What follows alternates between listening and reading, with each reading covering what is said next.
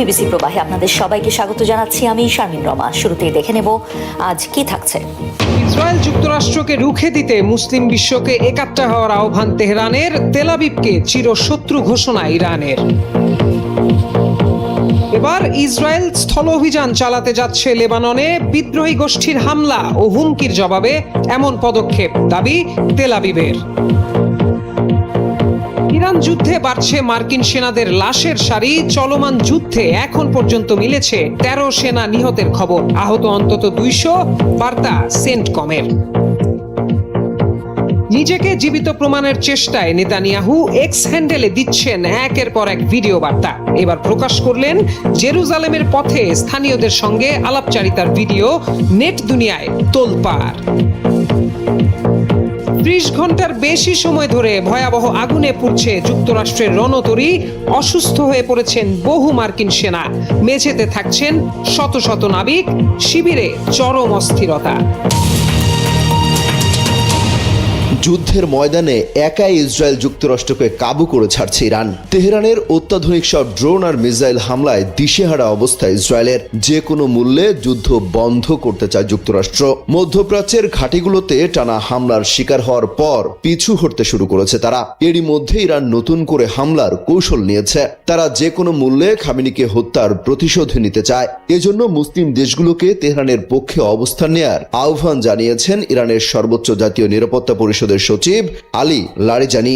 সোমবার এক বিবৃতিতে তিনি বলেন, মুসলিম সংখ্যাগরিষ্ঠ দেশগুলোকে যুক্তরাষ্ট্র ইসরায়েলের সঙ্গে চলমান সংঘাতের প্রেক্ষাপটে তাদের অবস্থান পুনর্বিবেচনার আহ্বান জানাচ্ছি। আরবি ভাষায় লেখা এক চিঠিতে তিনি বিভিন্ন দেশের নেতাদের উদ্দেশ্যে বলেন, ইসলামী বিশ্বের ভবিষ্যৎ নিয়ে ভাবুন। লারিজানি বলেন, আপনারা জানেন আমেরিকা কারো প্রতি বিশ্বস্ত নয় এবং ইসরায়েল আপনাদের শত্রু। কিছু সময় থেমে নিজেদের এবং অঞ্চলের ভবিষ্যৎ নিয়ে ভাবুন। ইরান আপনাদের প্রতি আন্তরিক এবং আধিপত্য বিস্তারের কোনো উদ্দেশ্য নেই। চিঠিটি এমন সময় এলো যখন সৌদি আরব, সংযুক্ত আরব আমিরাত, কাতার এবং বাহরাইন সহ কয়েকটি মুসলিম দেশ তাদের ভূখণ্ডে ইরানের হামলার নিন্দা জানিয়েছে।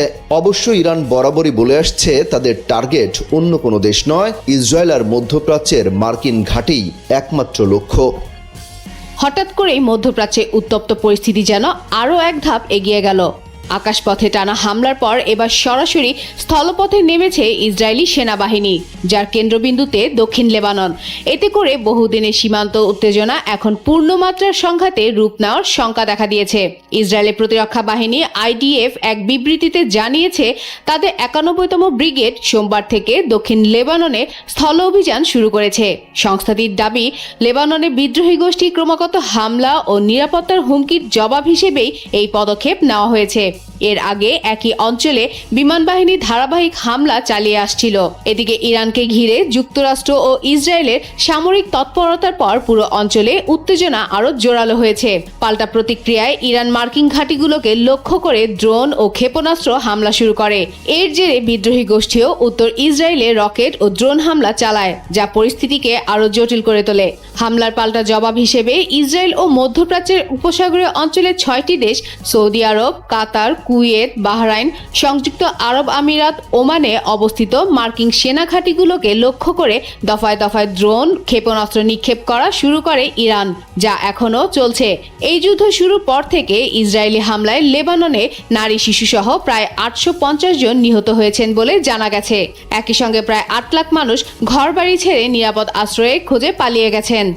চলছে ইরান মার্কিন ইসরায়েল যুদ্ধ। একে অপরের উপর সামরিক হামলায় দীর্ঘ হচ্ছে প্রাণহানি ও ক্ষয়ক্ষতির তালিকা। চলমান যুদ্ধে এখন পর্যন্ত 13 জন মার্কিন সেনা নিহতের খবর পাওয়া গেছে। এছাড়া আহত মার্কিন সেনার সংখ্যা বেড়ে দাঁড়িয়েছে 200-তে। সোমবার যুক্তরাষ্ট্রের সামরিক বাহিনী এ তথ্য জানিয়েছে। মার্কিন সামরিক বাহিনীর সেন্ট্রাল কমান্ড সেন্টকম জানায়, আহতদের বড় অংশই সামান্য আঘাত পেয়েছেন। তাদের মধ্যে 180 জন এরই মধ্যে দায়িত্বে ফিরেছেন, আর 10 জনের আঘাত গুরুতর। এই সেনারা কুয়েত, সৌদি আরব, সংযুক্ত আরব আমিরাত, জর্ডান, বাহরাইন, ইরাক ও ইসরায়েলে আহত হন। গত 28 ফেব্রুয়ারি ইরানে যৌথ হামলা চালায় ইসরায়েল ও যুক্তরাষ্ট্র। জবাবে ইসরায়েলের পাশাপাশি মধ্যপ্রাচ্যের মার্কিন মিত্র দেশগুলোতে পাল্টা হামলা চালানো শুরু করে ইরান। সংঘাত শুরুর পর থেকে হামলায় এ পর্যন্ত 13 জন মার্কিন সেনা নিহত হয়েছেন।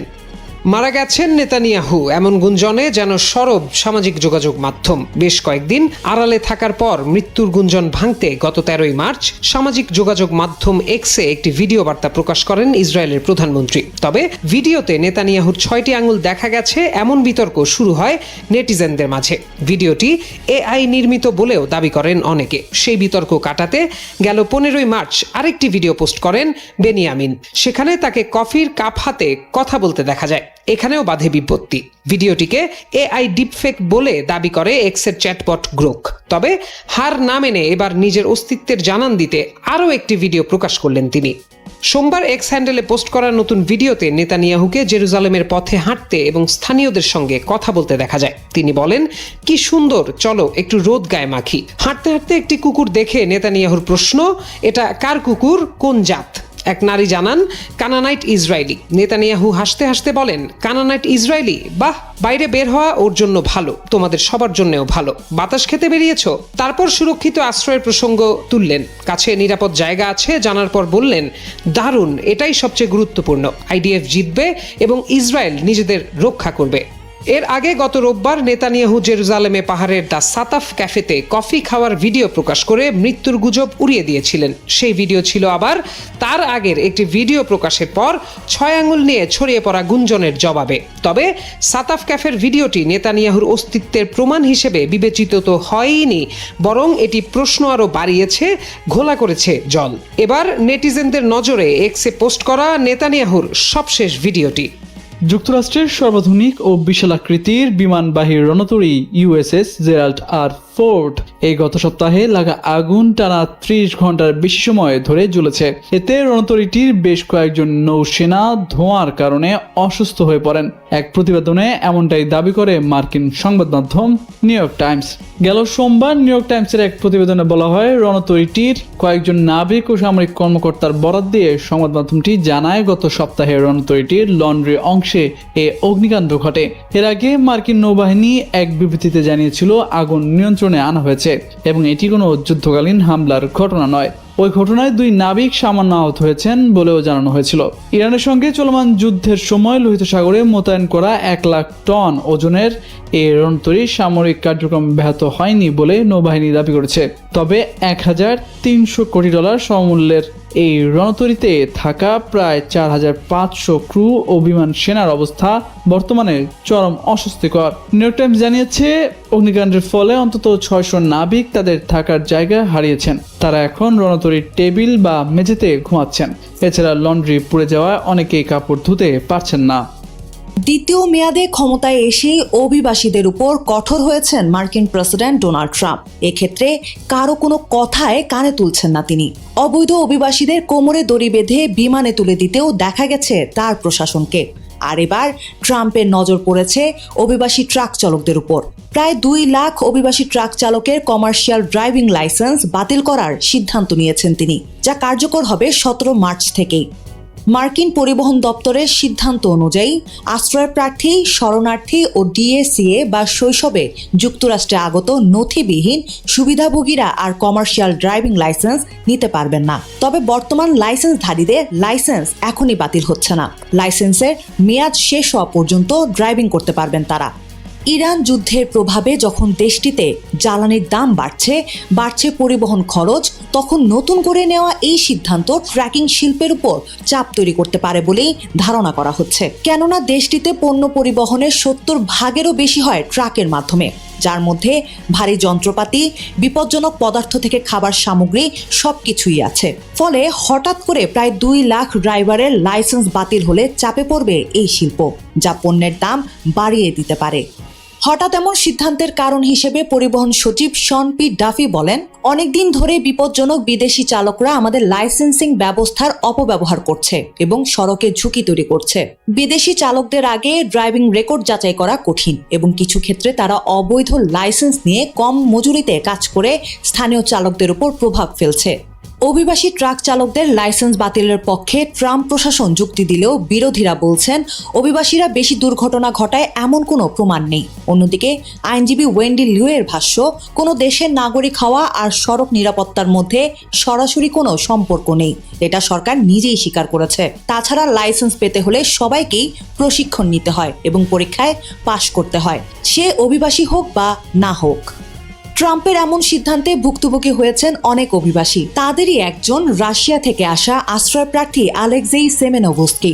আগামী সেপ্টেম্বরে লাইসেন্সের মেয়াদ শেষ হয়ে যাবে তার, যে কারণে ট্রাম্পের এমন সিদ্ধান্তে ক্ষুব্ধ তিনি। এই নিয়মের বিরুদ্ধে একটি মামলাও করেছেন সেমেনোভস্কি। তিনি বলেন, আমার ড্রাইভিং রেকর্ড একেবারেই পরিষ্কার, কোনো দুর্ঘটনা নেই, কোনো আইন ভঙ্গ করিনি, আমি ট্যাক্স দেই, অথচ কোনো অপরাধ না করেও আমাকে শাস্তি দেওয়া হচ্ছে। তবে ট্রাম্পের এমন নিয়মে অভিবাসীরা ভুক্তভোগী হলেও ট্রাক চালকদের সংগঠনের সহসভাপতি লুই পিও এই নিয়মকে সমর্থন করেছেন। তার মতে এই নিয়ম সড়ককে সবার জন্য নিরাপদ করবে। সামরিক শক্তির জোরে হোয়াইট হাউসে বসেই এতদিন গোটা বিশ্ব শাসন করেছেন মার্কিন প্রেসিডেন্টরা। ইরান যুদ্ধে জড়িয়ে যুক্তরাষ্ট্রের সামরিক শক্তির সেই দম্ভ এখন চূর্ণ হওয়ার পথে। যুদ্ধের 18 দিন পেরিয়ে গেলেও এখনও হরমুজ প্রণালী চালু করতে পারছে না মার্কিন সেনারা। ফলে থমকে গেছে বৈশ্বিক জ্বালানি পরিবহনের সরু এই নৌ রুট। হু হু করে বাড়ছে জ্বালানির দাম, যার প্রভাব পড়ছে গোটা বিশ্ব জুড়ে। এ অবস্থায় চরম বেকায়দায় পড়ে মিত্রদের সহায়তা চেয়েছে যুক্তরাষ্ট্র। হরমুজে জ্বালানিবাহী জাহাজের নিরাপত্তায় নৌ জোট গঠনের আহ্বান জানিয়েছেন ট্রাম্প, কিন্তু তার সেই আহ্বানে খুব একটা সাড়া দিচ্ছে না ন্যাটো জোট সহ মার্কিন মিত্ররা। হরমুজ প্রণালীতে অনুমতি ছাড়া জাহাজ প্রবেশ করলেই হামলা চালাচ্ছে ইরানের বিপ্লবী গার্ড কোর IRGC। এই অবস্থায় নিরাপত্তার শঙ্কায় কোনো জাহাজই হরমুজ পার হচ্ছে না। এই অবস্থায় নিরসনে ন্যাটো জোটভুক্ত দেশগুলোর সহায়তা চেয়েছিলেন ট্রাম্প। যুদ্ধজাহাজ পাঠানোর অনুরোধ করেছিলেন তিনি, কিন্তু ট্রাম্পের সেই অনুরোধ রাখেনি জার্মানি, স্পেন ও ইতালি। দেশগুলো সাফ জানিয়ে দিয়েছে তারা এখনই কোনো জাহাজ পাঠানোর পরিকল্পনা করছে না। জার্মানির চ্যান্সেলর ফ্রিডরিখ মের্জ বলেন, এই যুদ্ধ ন্যাটোর বিষয় নয়। এই ধরনের পদক্ষেপ নিতে হলে UN, ইউরোপীয় ইউনিয়ন বা ন্যাটোর অনুমোদন দরকার। তাছাড়া যুক্তরাষ্ট্র ইসরায়েল যুদ্ধ শুরুর আগে জার্মানির সঙ্গে আলোচনা করেনি। মিত্রদের এমন মনোভাব হতাশ করেছে মার্কিন প্রেসিডেন্টকে। এ সম্পর্কে ট্রাম্প বলেন, আমরা যাদের বহু বছর ধরে রক্ষা করেছি তারা এখন সে উপকার ফেরত দিতে উৎসাহী নয়। তবে কোন দেশগুলো ট্রাম্পের নৌজোটে যোগ দিচ্ছে তা প্রকাশ করেননি তিনি। অবশ্য ইতোপূর্বে চীন, ফ্রান্স, জাপান, দক্ষিণ কোরিয়া ও যুক্তরাজ্যকে এই জোটে যোগ দেওয়ার আহ্বান জানিয়েছিলেন ট্রাম্প, যদিও এখন পর্যন্ত কোনো দেশই আনুষ্ঠানিকভাবে এতে অংশগ্রহণ নিশ্চিত করেনি। অস্ট্রেলিয়া, জাপান, পোল্যান্ড ও সুইডেনেরও ট্রাম্পের নৌজোটে যুক্ত হওয়ার আগ্রহ নেই। এ দেশগুলো স্পষ্টভাবে জানিয়ে দিয়েছে তারা এই যুদ্ধে কোনোভাবেই যুক্ত হবে না। তবে দক্ষিণ কোরিয়া ও যুক্তরাজ্য পরিস্থিতি পর্যবেক্ষণ করার কথা জানিয়েছে। ব্রিটিশ প্রধানমন্ত্রী কিয়ার স্টারমার বলেছেন তারা মাইন শনাক্তকারী ড্রোন পাঠানোর বিষয়টি ভেবে দেখছেন, তবে বড় যুদ্ধে জড়ানোর কোনো ইচ্ছা তাদের নেই। অন্যদিকে ফ্রান্স সহায়তার ইঙ্গিত দিলেও হরমুজে যুদ্ধজাহাজ পাঠানোর বিষয়টি নিশ্চিত করেনি। একইভাবে আরব মিত্র দেশগুলো এ ব্যাপারে যুক্তরাষ্ট্রকে সহযোগিতা করতে আগ্রহ দেখাচ্ছে না। জানিয়ে ট্রাম্প বলেন, কিছু দেশকে যুক্তরাষ্ট্র দীর্ঘদিন ধরে রক্ষা করেছে। এর মধ্যে একটি দেশে 45,000 মার্কিন সেনাও রয়েছে, তবুও তারা মাইন পরিষ্কারকারী জাহাজ দিতে রাজি নয়। এদিকে প্রচলিত কূটনৈতিক পথ ব্যবহার না করে পরিস্থিতি আরো জটিল হওয়ায় ট্রাম্প প্রশাসনের উপর বিরক্তি বাড়ছে ভুক্তভোগী দেশগুলোর। সব মিলে ইরান যুদ্ধ কঠিন এক পরীক্ষায় ফেলেছে ট্রাম্পকে। শেষ পর্যন্ত সেই পরীক্ষায় তিনি উত্তীর্ণ হতে পারেন কিনা সেটি নিয়েই এখন প্রশ্ন উঠছে। জ্বলছে পারস্য উপসাগর, উত্তাল তেলের বাজার। ইরান যুদ্ধকে কেবল মধ্যপ্রাচ্যকে অস্থির করবে নাকি বদলে দেবে বিশ্ব অর্থনীতির ভারসাম্য? ডলার কি হারাবে তার আধিপত্য নাকি আঞ্চলিক শক্তির উত্থানকে মোকাবিলা করবে? পারস্য উপসাগরীয় অঞ্চলে যুদ্ধ ছড়িয়ে পড়ার সঙ্গে সঙ্গেই এর প্রথম ধাক্কা পড়েছে তেলের বাজারে। তবে বিশ্লেষকদের মতে বড় ও গভীর ধাক্কাটি সম্ভবত পরে আসবে, যা নির্ভর করবে বৈশ্বিক আর্থিক ব্যবস্থার স্থিতিশীলতার উপর। গত 5 দশক ধরে আন্তর্জাতিক মুদ্রা ব্যবস্থা মূলত গড়ে উঠেছে মার্কিন ডলারকে কেন্দ্র করে। 70-এর দশকের ভূ রাজনৈতিক অস্থিরতার সময় চালু হওয়া পেট্রোডলার ব্যবস্থা যুক্তরাষ্ট্রকে বৈশ্বিক অর্থনীতির প্রভাবে কেন্দ্রে নিয়ে আসে। তবে ইরানকে ঘিরে সংঘাত যদি দীর্ঘস্থায়ী হয় তাহলে এই ব্যবস্থার উপরও নতুন করে চাপ তৈরি হতে পারে। ডলার ভিত্তিক বৈশ্বিক আর্থিক ব্যবস্থা এখনই ভেঙে পড়বে বিষয়টি এমন নয়। তবে উপসাগরীয় অঞ্চলে ভূ রাজনৈতিক অস্থিরতা আন্তর্জাতিক মুদ্রা ব্যবস্থায় আগে থেকেই শুরু হওয়া পরিবর্তনের গতি আরও বাড়িয়ে দিতে পারে। পেট্রো ডলার ব্যবস্থার সূচনা হয় ব্রেন্ডন উডস পদ্ধতির পতনের পর। 1971 সালে ডলারকে স্বর্ণে রূপান্তরের ব্যবস্থা বন্ধ করে দেয় যুক্তরাষ্ট্র। এরপর 1974 সালে সৌদি আরবের সঙ্গে একটি সমঝোতার মাধ্যমে তেল রপ্তানির মূল্য ডলারে নির্ধারণের প্রথা চালু হয়। পরে অন্য তেল রপ্তানিকারক দেশগুলো এই ব্যবস্থা অনুসরণ করে। এই ব্যবস্থার ফলে গড়ে ওঠে একটি শক্তিশালী আর্থিক চক্র। বিশ্বের সবচেয়ে গুরুত্বপূর্ণ জ্বালানির পণ্য তেল ডলারের সঙ্গে ঘনিষ্ঠভাবে যুক্ত হয়ে যায়। ফলে তেল আমদানিকারক দেশগুলোকে ডলার রিজার্ভ রাখতে হয়, যা বিশ্বজুড়ে ডলারের স্থায়ী চাহিদা তৈরি করে। অন্যদিকে তেল রপ্তানিকারক দেশগুলো সেই ডলার আবার যুক্তরাষ্ট্রের ব্যাংক ও পুঁজি বাজারে বিনিয়োগ করে। ফলে অর্থটি ঘুরে ফিরে আবার মার্কিন আর্থিক ব্যবস্থাতেই ফিরে আসে। আন্তর্জাতিক মুদ্রা তহবিল বা IMF এর তথ্য অনুযায়ী বর্তমানে বিশ্বব্যাপী বৈশ্বিক মুদ্রা রিজার্ভের প্রায় 58% ডলারে রাখা আছে। একই সঙ্গে বিশ্বজুড়ে তেল বাজারের বড় একটি অংশ সম্পন্ন হয় মার্কিন মুদ্রাতে। অর্থনৈতিক ইতিহাসবিদ ব্যারি আইচেনগ্রিন বলেন, ডলারের এই আধিপত্য কেবল যুক্তরাষ্ট্রের অর্থনৈতিক শক্তির কারণে নয়, বরং দেশটির আর্থিক বাজারে গভীর তারল্য এবং প্রাতিষ্ঠানিক বিশ্বাসযোগ্যতাও এর বড় ভিত্তি। অনেক বিশ্লেষকের মতে আন্তর্জাতিক মুদ্রা ব্যবস্থা কেবল অর্থনীতির উপর নির্ভর করে টিকে থাকে না, বরং এর সঙ্গে জড়িত থাকে ভূ রাজনৈতিক শক্তির ভারসাম্য। রাজনৈতিক অর্থনীতিবিদ রবার্ট গিলপিন বলেন, আন্তর্জাতিক অর্থনৈতিক ব্যবস্থায় মুদ্রার আধিপত্য সাধারণত বৈশ্বিক ক্ষমতার কাঠামোকে প্রতিফলিত করে।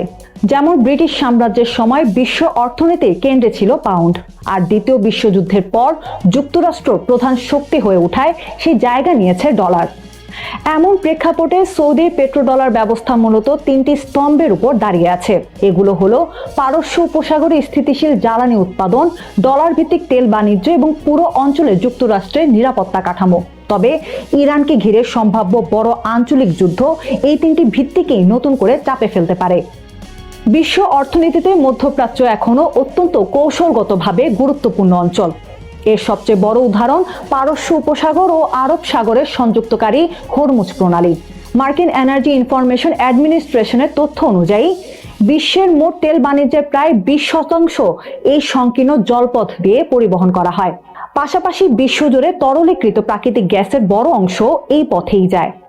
ইতিহাস বলছে হরমুজ প্রণালীতে সামান্য উত্তেজনাও তেলের দাম বাড়াতে পারে, আর যদি দীর্ঘস্থায়ী সংঘাত তৈরি হয় তাহলে তা শুধু জাহাজ চলাচলই ব্যাহত করবে না, উপসাগরীয় অঞ্চল ঘিরে বৈশ্বিক জ্বালানি সরবরাহ ব্যবস্থার উপর থাকা আস্থাকেও দুর্বল করে দিতে পারে।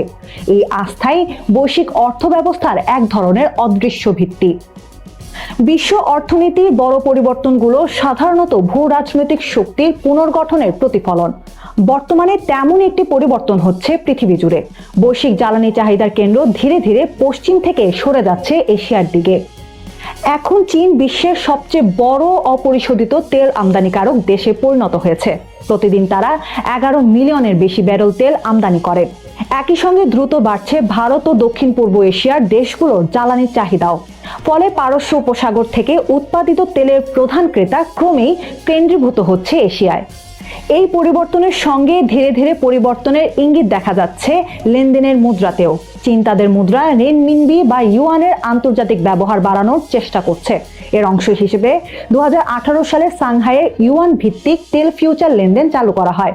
পাশাপাশি কয়েকটি উদীয়মান অর্থনীতিও স্থানীয় মুদ্রায় বাণিজ্যের পথ খুঁজছে। আর উপসাগরীয় কিছু উৎপাদক দেশও মাঝে মাঝে ডলারের বিকল্প মুদ্রার লেনদেনের ইঙ্গিত দিয়েছে। তবে এই পরিবর্তন এখনো খুব বড় নয়। অর্থনৈতিক ইতিহাসবিদ অ্যাডাম তোজের ভাষায় এটি মূলত বৈশ্বিক আর্থিক ব্যবস্থার একটি ধীরগতির পুনর্গঠন। ইরান যুদ্ধে নেমে অনেকটা নাকানি চুবানি খাচ্ছেন মার্কিন প্রেসিডেন্ট ডোনাল্ড ট্রাম্প।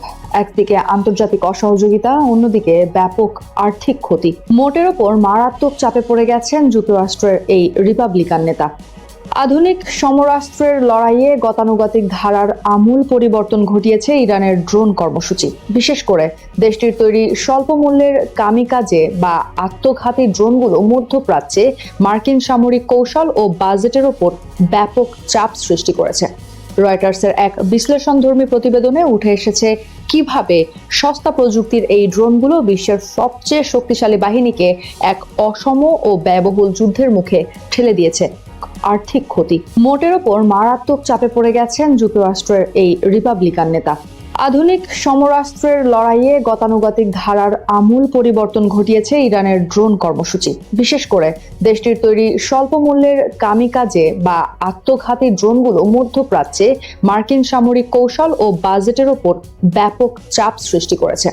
রয়টার্সের এক বিশ্লেষণধর্মী প্রতিবেদনে উঠে এসেছে কিভাবে সস্তা প্রযুক্তির এই ড্রোনগুলো বিশ্বের সবচেয়ে শক্তিশালী বাহিনীকে এক অসম ও ব্যয়বহুল যুদ্ধের মুখে ঠেলে দিয়েছে। ইরানের ড্রোন কৌশলের সবচেয়ে শক্তিশালী দিক হলো এর নির্মাণ খরচ। একটি শাহেদ 136 ড্রোন তৈরি করতে ইরানের খরচ হয় মাত্র 20 থেকে 50,000 মার্কিন ডলার। অথচ এই ড্রোনটিকে আকাশে ধ্বংস করতে যুক্তরাষ্ট্র যে ইন্টারসেপ্টর বা প্রতিরক্ষামূলক মিসাইল যেমন প্যাট্রিয়ট PAC-3 বা থার্ড ব্যবহার করে, তার প্রতিটির মূল্য 2 মিলিয়ন বা 20 লাখ ডলারেরও বেশি। অর্থাৎ একটি সস্তা ড্রোন ভূপাতিত করতে যুক্তরাষ্ট্রকে প্রায় 100 গুণ বেশি অর্থ ব্যয় করতে হচ্ছে। এই গাণিতিক বৈষম্য দীর্ঘমেয়াদে পেন্টাগনের সামরিক বাজেটে বড় ধরনের ঘাটতি তৈরি করেছে।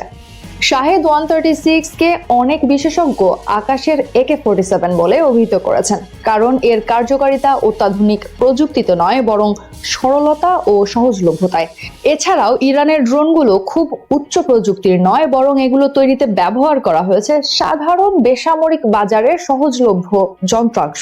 সস্তা ইঞ্জিন এবং সাধারণ GPS প্রযুক্তির সমন্বয়ে তৈরি এই ড্রোনগুলো রাডারের চোখ ফাঁকি দিয়ে নিচ দিয়ে উড়ে যেতে সক্ষম।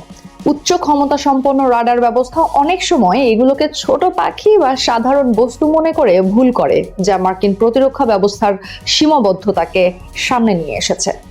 এই চ্যালেঞ্জ মোকাবিলায় কৌশলে পরিবর্তন আনতে শুরু করেছে যুক্তরাষ্ট্র। ইউনাইটেড স্টেটস সেন্ট্রাল কমান্ড CENTCOM-এর তত্ত্বাবধানে এখন স্বল্প মূল্যের ড্রোন উন্নয়ন ও মোতায়েন বাড়ানো হয়েছে।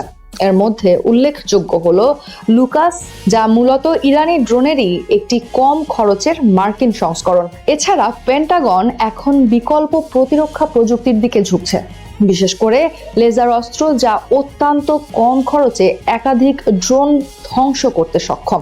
একই সঙ্গে প্রজেক্ট ইগল মেরোপসের মতো উদ্যোগের মাধ্যমে সস্তা ইন্টারসেপ্টর ড্রোন তৈরি করা হচ্ছে, যা ব্যয়বহুল মিসাইলের ওপর নির্ভরতা কমাতে পারে। ইরান কেবল নিজেরা এই ড্রোন ব্যবহার করছে না, বরং এই প্রযুক্তি তুলে দিয়েছে ইয়েমেনের হুতি বিদ্রোহী, লেবাননের হিজবুল্লাহ এবং ইরাক সিরিয়ার বিভিন্ন সশস্ত্র গোষ্ঠীর হাতে। এর ফলে লোহিত সাগর থেকে শুরু করে পারস্য উপসাগর পর্যন্ত মার্কিন রণতরী ও বাণিজ্যিক জাহাজগুলো প্রতিনিয়ত হুমকির মুখে থাকছে। এই ড্রোনগুলো মোকাবিলায় মার্কিন নৌবাহিনীকে সার্বক্ষণিক উচ্চ সতর্কতায় থাকতে হচ্ছে, যা তাদের খরচ বাড়িয়ে দিয়েছে বহুগুণে। মার্কিন প্যাট্রিয়ট বা অন্যান্য উন্নত আকাশ প্রতিরক্ষা ব্যবস্থা মূলত বড় মিসাইল বা যুদ্ধবিমান ধ্বংস করার জন্য ডিজাইন করা হয়েছিল। একসঙ্গে ঝাঁক বেঁধে আসা ডজন খানেক ছোট ড্রোন সামলানো এই ব্যবস্থার জন্য অত্যন্ত কঠিন এবং ব্যয়সাধ্য। প্রতিটি ড্রোন আটকাতে গিয়ে মূল্যবান মিসাইল শেষ হয়ে যাওয়ায় মূল প্রতিরক্ষা ব্যবস্থা অরক্ষিত হয়ে পড়ার ঝুঁকি তৈরি হচ্ছে। ড্রোনকে একটি অপ্রতিসম যুদ্ধের অস্ত্র হিসেবে ব্যবহার করছে ইরান। তারা জানে সরাসরি আকাশে যুদ্ধে যুক্তরাষ্ট্রের সঙ্গে জেতা সম্ভব নয়, তাই তারা এমন একটি পথ বেছে নিয়েছে যেখানে যুক্তরাষ্ট্র জিতলেও আর্থিকভাবে ক্ষতিগ্রস্ত হবে। এটি কেবল যুদ্ধের ময়দানে নয় বরং আর্থিক দিক থেকেও যুক্তরাষ্ট্রকে ক্লান্ত করে দেওয়ার একটি কৌশল। ড্রোন যুদ্ধ বিশ্লেষক সেথ ফ্রান্সম্যানের ভাষায় সরাসরি সামরিক শক্তিতে যুক্তরাষ্ট্রের সমকক্ষ হওয়া সম্ভব নয় জেনেই ইরান এমন কৌশল নিয়েছে, যা প্রতিপক্ষকে দীর্ঘমেয়াদে আর্থিকভাবে ক্লান্ত করে ফেলবে। অন্যদিকে কার্নেগি এন্ডোমেন্ট ফর ইন্টারন্যাশনাল পিসের বিশ্লেষণে বলা হয়েছে, ইরানের লক্ষ্য কেবল যুদ্ধ জয় নয় বরং একটি মনস্তাত্ত্বিক বার্তা দেওয়া যে তাদের সঙ্গে সংঘাতে জড়ানো মানে ব্যয়বহুল, দীর্ঘমেয়াদী এবং অনিশ্চিত লড়াই। বর্তমান যুগে যুদ্ধের সংজ্ঞাকে বদলে দিচ্ছে ইরানের এই সস্তা কিন্তু কার্যকর ড্রোন প্রযুক্তি, যেখানে একসময় কেবল ধনী দেশগুলোর কাছেই আকাশপথের নিয়ন্ত্রণ ছিল, এখন সাধারণ প্রযুক্তির ড্রোন সেই একাধিপত্যকে চ্যালেঞ্জ জানাচ্ছে। যুক্তরাষ্ট্রের জন্য এখন বড় চ্যালেঞ্জ হলো এমন কোনো প্রতিরক্ষা প্রযুক্তি উদ্ভাবন করা যা এই সস্তা ড্রোনগুলোকে কম খরচে ধ্বংস করতে পারবে। সবাইকে শুভকামনা জানিয়ে আমি শারমিন রমা এখানেই বিদায় নিচ্ছি। ভালো থাকবেন।